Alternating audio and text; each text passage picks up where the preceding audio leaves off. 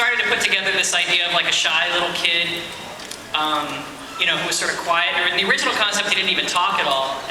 But you know, I realized, no, he's got to talk at some point. So I wanted to make sure that we had a real kid do his voice, and I wanted it to be something that took place in a world that was totally made up, and you could do anything you wanted to. And it had that feeling of, you know, like the old cartoons from the 70s and 80s, where even though they weren't really good cartoons on the Saturday mornings, they at least sort of took you away to that magical place, and they were a lot of fun. So I wanted it to really recreate that kind of feeling. And then I thought about, you know, having like sort of like a sorcerer's apprentice kind of thing. I have this little kid who studied at this, you know, master and put the idea for cooking into it, and figured we could make up anything we wanted, sort of like a Willy Wonka kind of world. And everything else kind of fell into place after that. Do you have a fondness for food yourself? Is there a...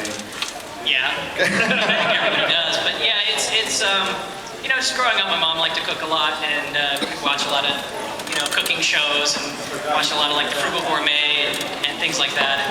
And so there was always kind of fun to see that sort of stuff. It had its own weird feeling where they could take all these ingredients and throw them together and get something completely different out of it, and you get to eat.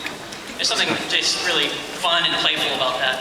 So you said your mom was the inspiration for truffles? Definitely the personality, yeah. My mom's a little angry woman. Yeah, it's definitely, there's a basis of her in there, and she kind of gets excited by that, though. Did you know that, Tara? Yeah, I did. It's so funny because we have a lot in common. Not that my mom's a little angry person, but we both have really funny, heavy-set Yiddish people in our lives, and you know, when he talks about certain stories, I'm like, that's so funny, my grandma did that. And like the Mahjong, did you guys see that one where she's playing Mahjong? Yeah, that one was pretty much like a true story. Oh my God, yeah. I mean, that was exactly my life. When they say Yiddish, we have a lot of good inside jokes. Yeah, it's good. Did you know what Carl's mom sounded like, or did you just what? No, she doesn't sound like that. She lives in Texas. She doesn't, you know, it's... Is that with a Texas accent? Is that... No, I think when we started it, we were looking for sort of a Carol Kane kind of voice. Yeah. We wanted to make her sound like Carol Kane did in The Princess Bride, you know, when she comes out yelling at Billy Crystal. That was kind of the beginning, you know, when we were auditioning, we said that's the kind of voice we want. Yeah. And you were the funniest of those, so. I love that show. Yeah. And Dwight, what about Lung? What was your direction on Lung, or what would you think about it? I stole everything that I could from anybody and everything that I could remember. A little bit of Edward Everett Horton, a little bit of Wizard of Oz. I'm like a tennis ball. I'm surrounded by so many talented people. I just do what they tell me to do. More, less, louder, funnier, faster. Dwight is the most tireless person I've ever seen in the studio. Like, we're screaming, he's rada-ing, but we're kind of like sitting and doing our stuff. Dwight is on his feet, like non-stop action. He's the bunny. Dwight is very, very physical when he's behind the booth, and it's great to watch, you know, because sometimes we're sitting there looking down at the script and looking down things, and I forget to look up, and I was like, oh, wow, Dwight's really going for it. That's awesome. Well, you know, one of the things about this script, about the scripts, this is legitimately funny. I look forward to getting a script every week, and you know, usually you say, how am I going to do this? But with this, I say, how am I going to do this? It makes me laugh. We laugh at the boards. It's true, and when you get there, I mean, some of the best people in the business are in this show. And it is just wonderful.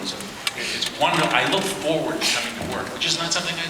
John? Yeah, it was tough though, because when we brought Dwight in, the only direction we gave him when we were looking for the role was, I said, I want Don Knotts and Yoda to have a love child. Show me what you got. So John, is it hard for you to memorize your lines?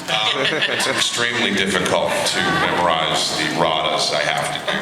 It's very funny. It's great. It's very silly because you know, I have to say, you know, they ask, all right, what am I supposed to be saying here? Because I read the script and I'm like, okay, what is he saying when he's saying rada? Like what?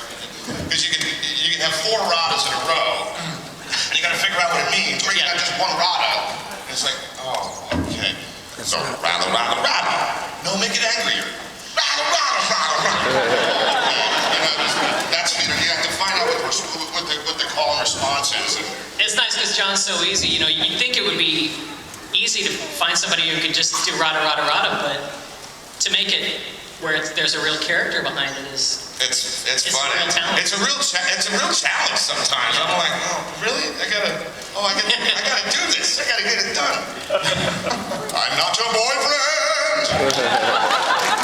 And that character has now become a recurring character Yes. named Pate, Yeah. who you saw a little bit of in Apprentice Games, and so he'll come back occasionally. We decided that he's going to be the dancing master, and the little kid who was with Panini, the little pink-haired boy, he's Ceviche. He's his apprentice. So Ceviche. there'll be more of them in coming episodes.